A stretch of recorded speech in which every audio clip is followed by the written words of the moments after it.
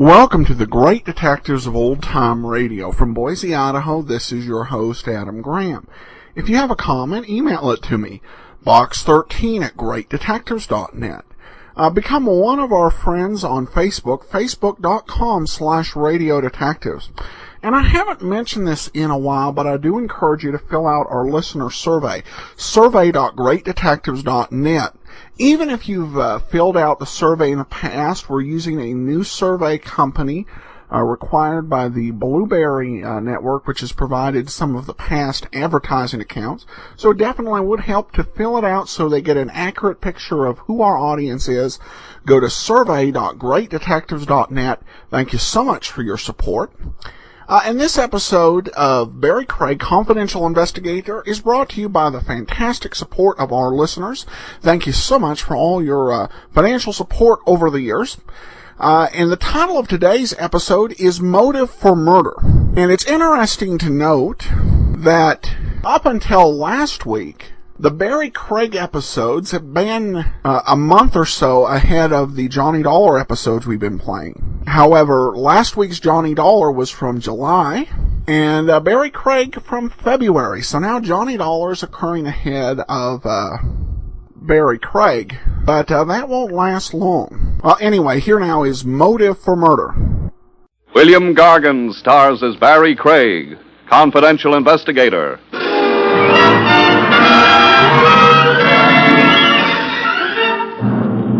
When the high cost of living gets your nanny, folks, walk that last mile with a guy whose only gripe is the high cost of dying.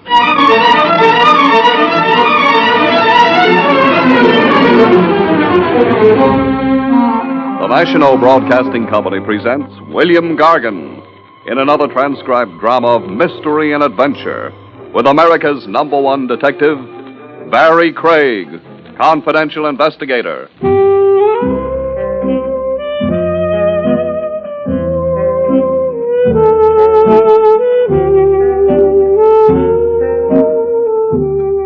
Barrie Craig speaking.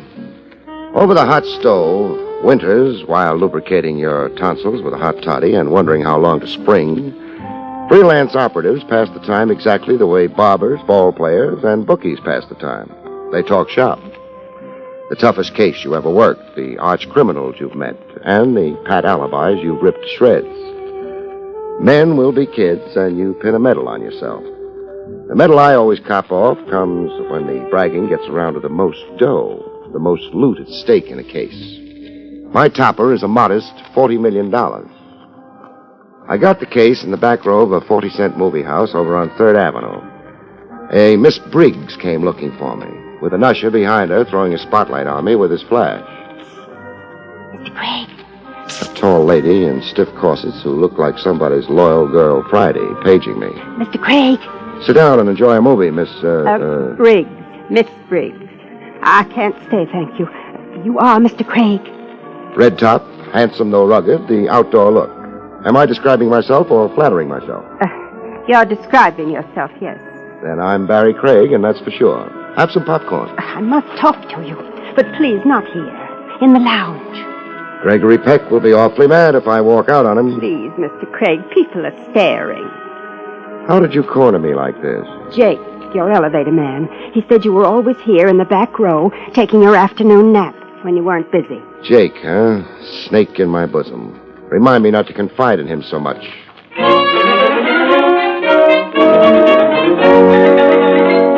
In the lounge, Miss Briggs dropped the case in my lap. This cablegram came to my office today. What's your office? Branch Talbot, attorney at law. I'm Mr. Talbot's secretary. Old Faithful, huh? I've been with Mr. Talbot for only 9 years. Oh, you're only breaking in. Miss Briggs, hire a confidential operative to meet Clipper, arriving tonight. Tanglewild Airport. Check time. Talbot. What's the emergency? My employer, Mr. Talbot, is returning from abroad, from Portugal, with a client, Floyd Spencer, Jr. You pointed that up like I ought to know the name. Floyd Spencer, Jr. Let me think. Oh, the neochromite heir. Golden boy who inherits an industrial fortune. Estimated at $40 million. The late Floyd Spencer Sr. was very rich. You're forcing me to agree. I'm vague on the background. I've got a block against heirs. All I was left was a shaving mug and a second-hand toothbrush. The Floyd Spencers separated more than 15 years ago when the boy was 6. Mrs. Spencer lived abroad in Portugal as a voluntary expatriate. The boy was reared and educated there. And now, with Spencer Sr. dead, she's coming home with Sonny Boy. No. Mrs. Spencer died in Portugal some weeks ago. The boy is coming home. I mean the young man. My employer, Mr. Talbot, has been the Spencer family attorney for a very long time. The Spencer family's now dwindled down to Floyd Jr.? And an uncle, Uncle Stanley, the late Mr. Spencer's brother. Why am I being hired? Well, Mr. Talbot is worried. There were 2 incidents in Portugal. Clarify, please. Accidents involving Floyd Jr. Accidents on purpose? Is that why Talbot's worried? I believe so, yes. The estate the size of the fortune and young Spencer's long estrangement from his deceased parent, the long exile, as it was, where there could be complications. Homicidal complications, that is? I don't want to use the word recklessly. A nice restraint, Miss Briggs. My compliments. $40 million. That grade of cabbages doesn't always excite the best behavior in people. This check is your retainer. 1,500. This grade of cabbage, Miss Briggs, always excites the very best in me.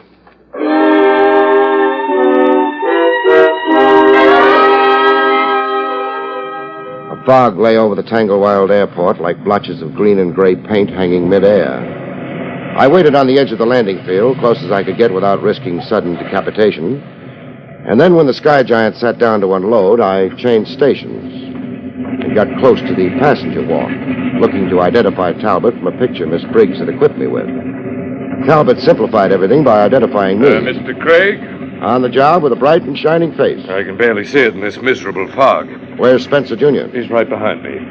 Floyd, meet Barrie Craig. How do you do? This is Paul Shandor, Mr. Craig. Paul Shandor? Where does he fit into the party? Don't be an obvious detective, Craig, please. Stick your hand out, Talbot.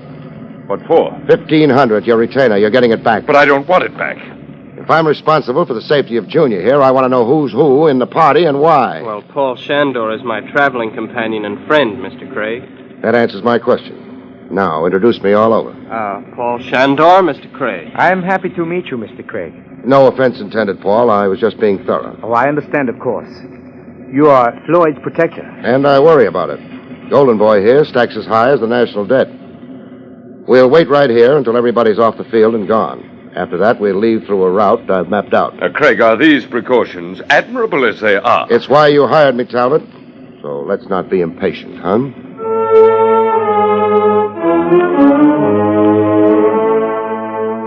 The first pot shot at $40 million commenced as we crossed the field toward a private door in the administration building. The gunner wearing the fog for a shroud. Oh! Hit the dirt, everybody, and stay down. Who was it got hit? I did, Mr. Craig. My leg. Your $40 million leg. It's 20 yards to the door. Crawl toward it, everybody. Crawl? Now, Craig, I'm in charge, Talbot. It's crawl, infantry style. There's a killer out there making the fog work wonders for him. Stand up and you're a goner.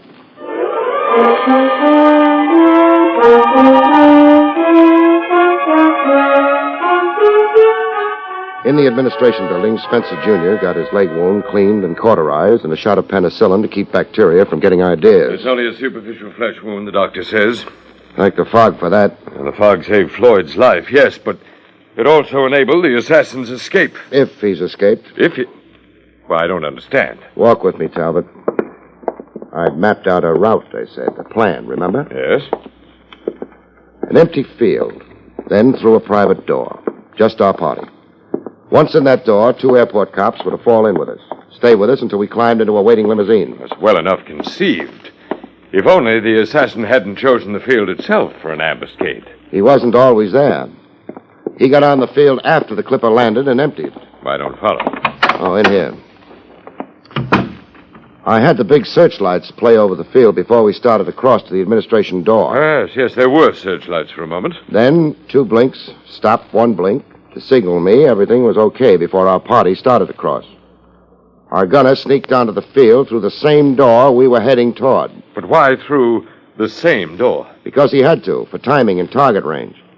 The regular field gates measure 250 to 400 yards away. Oh, and the fog would make such marksmanship improbable. Make it impossible. Your stress on that same door and on the time element, it obviously has significance. It does. It signifies Joe Potato. Joe Potato? Over there on the bench. I brought him out with me. Joe takes pictures with an eye for goons, creeps, and connivers. Oh, Joe, come here. Hey, Craig, I don't want to be waiting around long. It's drafty in here. No good for my rheumatism. Meet a friend, Joe. Mr. Talbot, Joe Potato. Hey, I've been telling you, nix on the nickname, Craig. It ain't doing me no good socially. Oh? What other name have you got? Well, I like Joe the photographer. It's got advertising in it. Oh, clever. Clever. So let me sell you the picture already in blow, huh?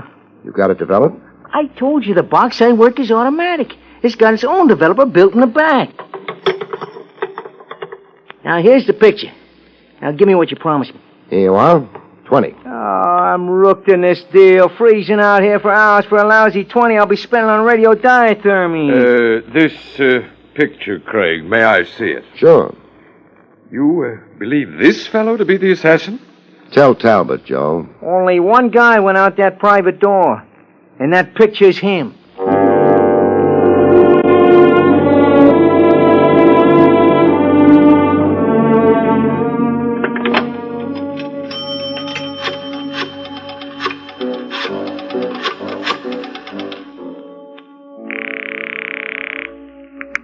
Police headquarters. Trev Rogers. Speaking. Oh, Barrie Craig. You sound far away. It's Alaska, I hope. Tanglewild Airport, Long Island. Sorry. There's a clipper leaving for Hindustan in an hour. Climb aboard it, Craig, with a one-way ticket. There's a character in balloon pants leaving here for your office in 3 minutes. Joe the photographer. Joe Potato. He just changed his name. Why are you sending him to me? He's carrying a photograph. A face you see on post office circulars. Check it with your rogues gallery file. What's the rap? Hunting out of season. The game warden's office is in Albany. When you've got something, try phoning me at the Floyd Spencer Estate, Twin Oaks in Southampton. Don't wait at the telephone, Craig. You'll grow a long gray beard.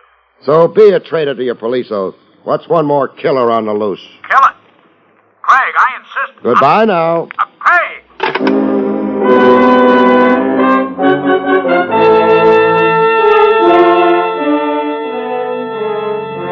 When Spencer Jr. dropped the anguished look from his royal kisser, I questioned him privately in my jalopy driving to the Spencer place, with Talbot and Shandor gone on ahead. I wanted information, and I also wanted the bang of being all alone with $40 million. I'm not sure I understand your questions, Mr. Craig. Excuse my peasant English. You're a target for murder, Sonny. Yes, I apparently am. There were 2 other attempts on you abroad. I want to know about them. Well, a fall from a horse during a polo match. The stirrup had suddenly torn free. There were evidences of a knife. The straps had been tampered with. Attempt number 2? After dinner one night, I became violently ill. A ptomaine attack. I was rushed to a hospital. Your food had been poisoned? I suppose it was, yes. Whom do you suspect? Nobody. If I have enemies, I don't know them. Who profits by your death? Who profits? The estate. Who gets it? Oh, well, my Uncle Stanley, I suppose. He's the closest relative I have.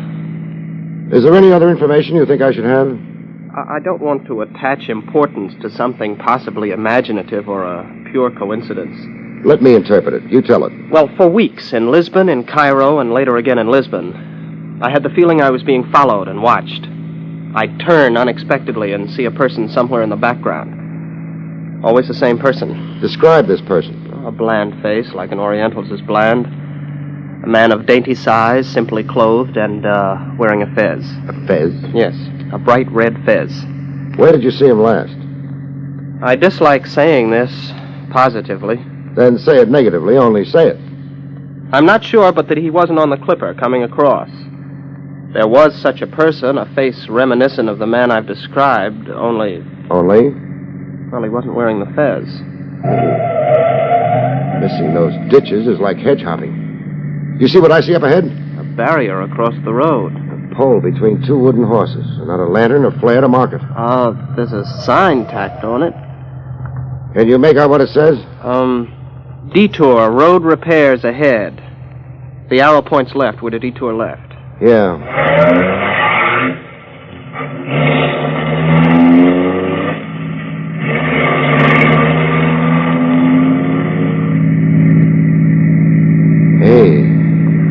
road like a wagon trail. Hey, how high does this climb? When do we connect back with the main road? Well, the visibility's worse. I suggest your bright lights. They're on, for all the good they are. Hey, we're risking our necks. Mr. Craig, a dead end. Dead end? It's off the mountain, you mean? Cross your fingers, I've got to crash.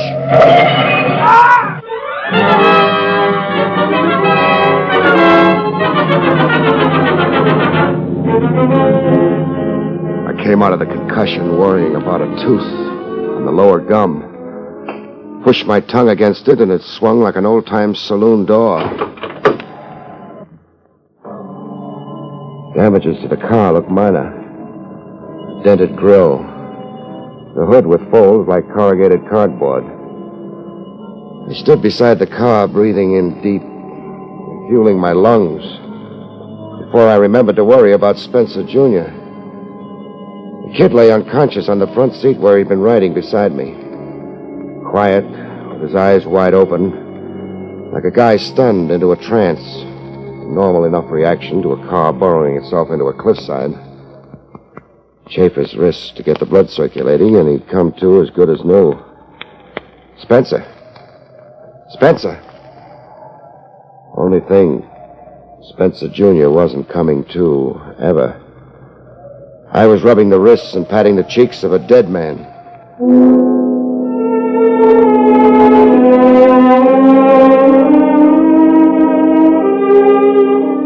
I determined the cause of death by tracing a trickle running down his cheek. Trickle of blood that bounced off his collar and soaked into his clothes. A head injury over the ear. But it hadn't come from the crash. The real cause of death had a touch of voodoo. Lloyd Spencer Jr. had been shot in the head.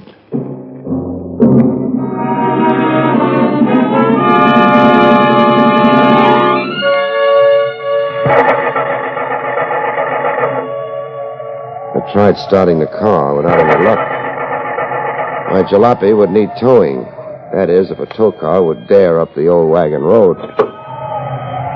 I was standing around keeping a corpse company and wondering how to get both of us back to civilization when the Fez rode into the picture.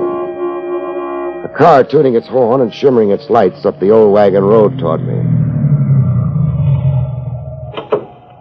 I watched the car door open and a Fez pop out.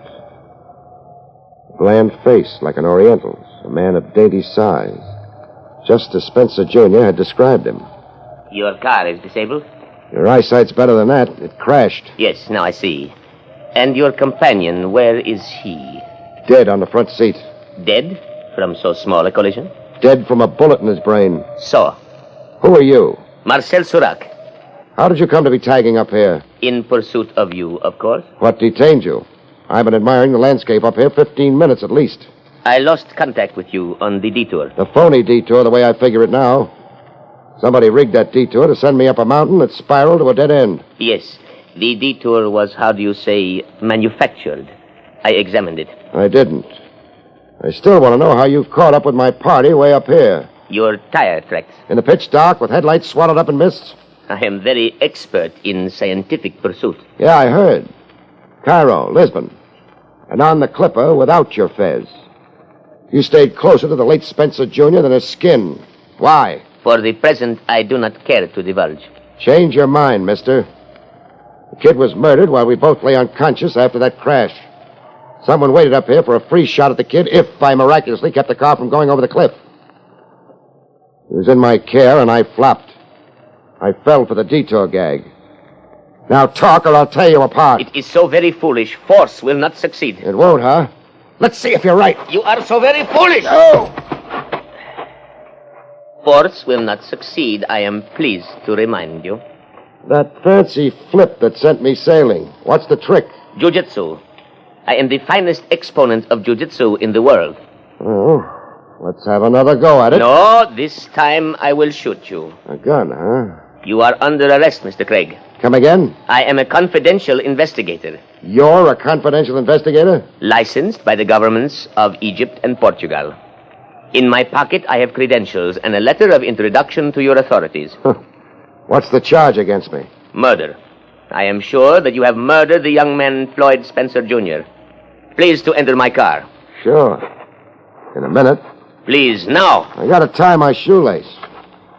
Okay. Tied it. I'm the foremost pitcher of rocks in all of the boroughs in greater New York, except Brooklyn.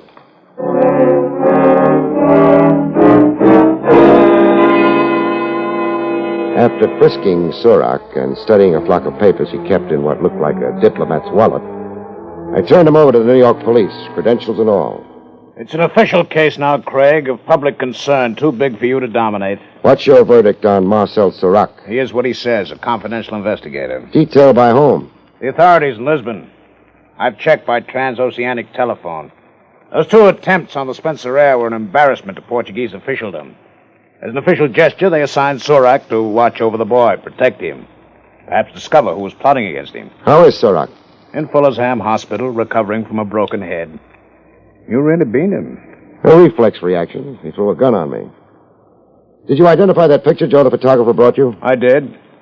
Wally Mavis, a Detroit import. He was a killer for hire. Did you say was? Distinctly. Don't tell me. Mavis was found dead at the foot of a cliff by state troopers. An automobile wreck. Foot of a cliff? You couldn't be referring to the cliff I almost went off. Mavis took the same arranged detour you did, only didn't have the wheelsmanship at the dead end. Mavis muffed killing Spencer Jr. in the airport fog, so... So his employer shut him up forever. His employer, huh? Trav. Yes. The hired killer, Wally Mavis. Has news of his death gotten out yet? Gotten out? To the press, over the radio, to John Q. Public. Well, no, it hasn't, I don't think. Mavis was identified hardly an hour ago. Keep it like that. Mum, undisclosed. Wally Mavis wasn't shut up. He's in the police hospital. He survived the wreck. I see your scheme. I'm so glad you do. Just don't gum it up, huh?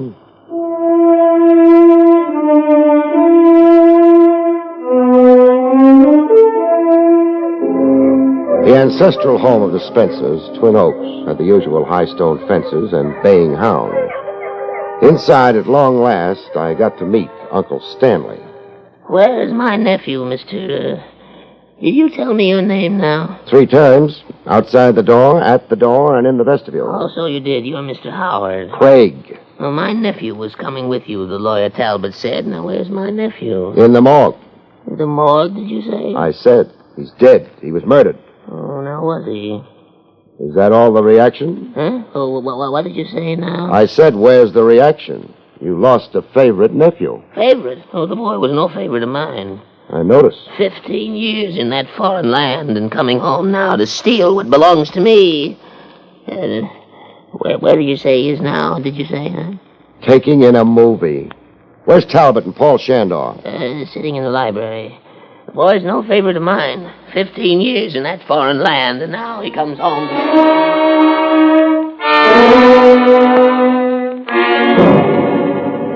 In the library, Talbot managed a look that said he'd like to see me boiled in oil. You were criminally derelict, Craig. I fell for a phony detour. Young Spencer was entrusted to your charge, and now he's dead. Any excuses don't stand with me. Is that a threat, too? Who engineered young Spencer's murder? Well, how should I know? Try to guess. I'm staying with this case until I nail the murderer, Talbot. Neochromite. What about neochromite? It's the keystone to the entire Spencer fortune. An industrial synthetic more revolutionary than plastics. It's the bellwether of the stock market. Shrewd traders have made fortunes in its market rise. Shrewder traders have made greater fortunes in its market fall. Too complex for me. Where's the motive for murder in neochromite? I'm speaking hypothetically, mind you. Floyd Spencer Sr. kept iron control of neochromite.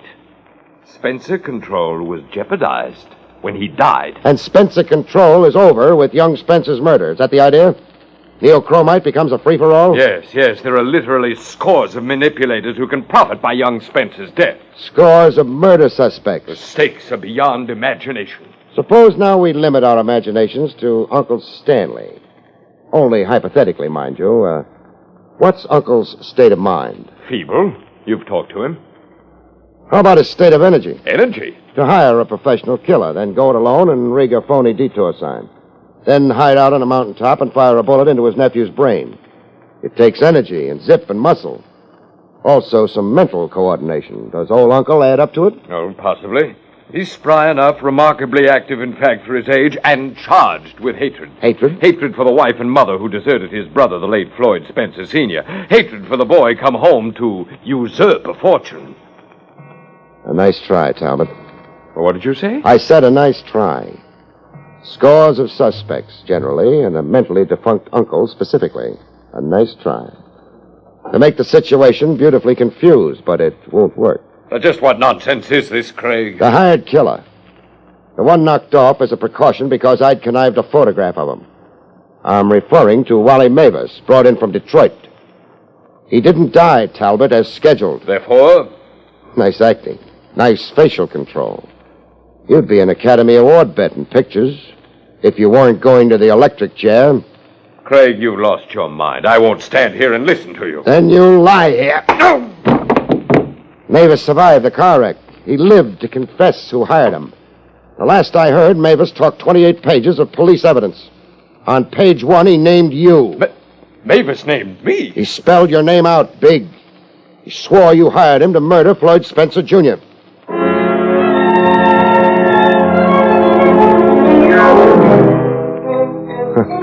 An old psychological police trick, with a beard like Rip Van Winkle's. But how it worked. Talbot was too much of an amateur in murder to smell out the trick, or hold off from singing out his guilt in a voice that started out baritone and ended falsetto. Trev Rogers motored himself over to Twin Oaks for some postmortems. So Talbot had looted the Spencer estate and was afraid of an accounting. Check. An accounting. Forced by young Spencer, and Talbot would go to jail. Talbot wanted time, lots of time. He hoped to make good his steps from the Spencer estate through neochromite. Buy cheap. Profit by the confused market reaction created by the murder of the Spencer heir. Mm-hmm. Buy cheap, then sell high. That's the whole story. Hiring me was a camouflage. A screen to hide behind. Not very clever. In my book, hiring you made Talbot a prime suspect. In my book, too, right from scratch. So let's not brag. Too bad about young Spencer. 21 with $40 million. The whole wide world his for the taking. Kind of a sad end for him. Don't shed tears, Trav, for the wrong corpse. The wrong corpse? Take a gander at this snapshot. I found it on Marcel Serac when I frisked him. Huh. Picture young Spencer's traveling companion, Paul Shander. There's a spitting of rust on your mental machinery, Lieutenant.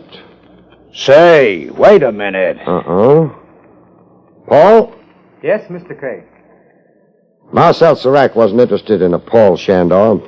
His assignment was Floyd Spencer, Jr. Yes, of course. I guess this snapshot Serac carried on him to be Floyd Spencer, Jr. As a matter of fact, I guess you to be Floyd Spencer, Jr. Yes. I am Floyd Spencer. You changed identities with Paul Shander? Yes, in Lisbon, before Mr. Talbot's arrival. It was Paul's idea to cheat cheaters, he said. To ensure that I lived. Quite a beau geste. To do what he did for you. Laying down his life for a friend. Paul was a beau geste. All through him, Lieutenant. He was a man I could never be. We made a bargain when we exchanged identities. What was the bargain? That if he lost his life, I would lose my fortune. Lose it how? Give it away. Befriend the world was how Paul put it. And will you? I'll try to keep to my bargain. I, too, want very much to be a beau geste. $40 million. And, brother, does this sad old world need befriending. Good night, folks. See you next week.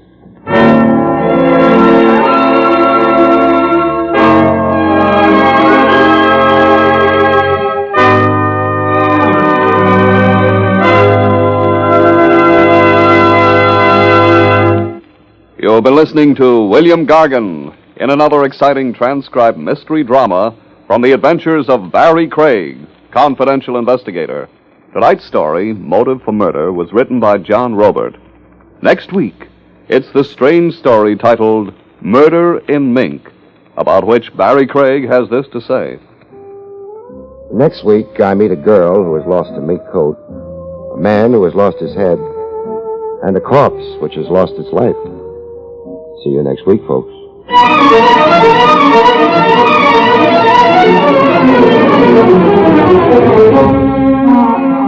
Featured in the role of Talbot was Arnold Moss. Barrie Craig, starring William Gargan, was under the direction of Hyman Brown. This is Don Pardo speaking.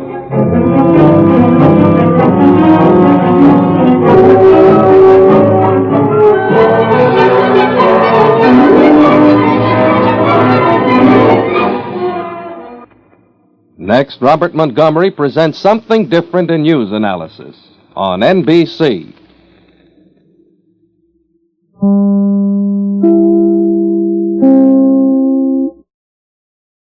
Welcome back. Other than the Fez, that Egyptian detective reminded me a lot of the Peter Lorre version of Mr. Moto from the movies from the 30s and 40s. Of course, Mr. Moto was Japanese, but was also a master of jiu-jitsu with Peter Lorre in the lead. This episode had, I think, a very good, positive ending, despite the murder story. I should mention that this concludes a period when we've had all of the episodes of Barrie Craig Confidential Investigator in an order. And it's somewhat unique to note that there are 59 episodes of Barrie Craig Confidential Investigator out there in circulation. 19 of them we've heard, and they were all in a row. And there's later a point where 9 of 10 episodes are available. The other 31 are scattered out over the remaining 150 to 160 plus episodes. So we will definitely catch up with Johnny Dollar at some point in terms of the timeline, because other than those 2 stretches, there aren't going to be more than 2 episodes in a row that are in circulation. Well, we turn now to listener comments and feedback. iTunes review from Notefinder. I just love this podcast. Adam does a fantastic job, and I can't wait until it's time to go to bed so I can listen as I go to sleep. When I first found him, it was April 2010 last year. I had to listen to them in order so I wouldn't get out of sync. So I would take on 2 to 3 a night until I caught up. Adam, keep doing what you're doing. You're great. P.S. I also love the videos as well. Super great job. Well, thanks so much for your kind remarks. And that will actually do it. For those of you who have the app or a premium site, we've got another great William Gargan extra that you can enjoy and download today. We'll be back tomorrow with Rogues Gallery. And next Monday, join us for another episode of Barrie Craig Confidential Investigator. In the meantime, send your comments to box13@greatdetectives.net. Follow us on Twitter at Radio Detectives. We do appreciate reviews and just plain ratings on iTunes. And remember to fill out your listener survey at survey.greatdetectives.net. But from Boise, Idaho, this is your host, Adam Graham, signing off.